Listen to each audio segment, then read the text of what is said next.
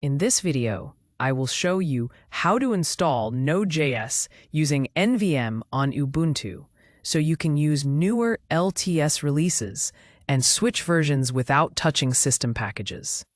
We will use the terminal, install NVM, and then use it to install the long-term support version of Node.js. First, open a terminal window on your Ubuntu system.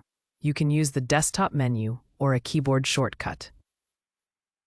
Now run the update command you see on the screen so Ubuntu refreshes its package list.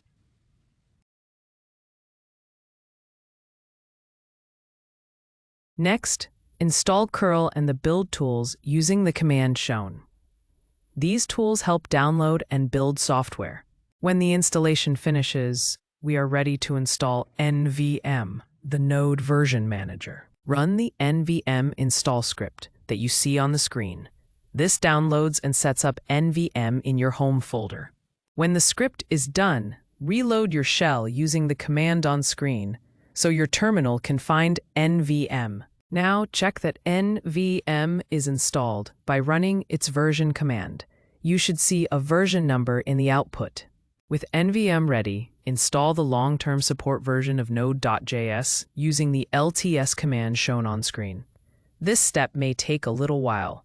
NVM downloads Node.js and sets it up for your user account only.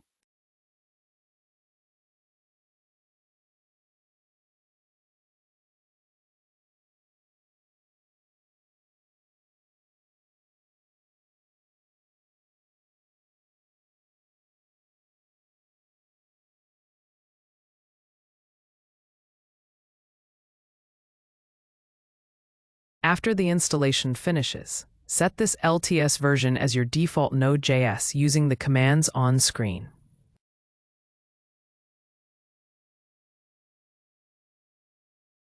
Now, confirm that everything works. Run the node version command and the npm version command.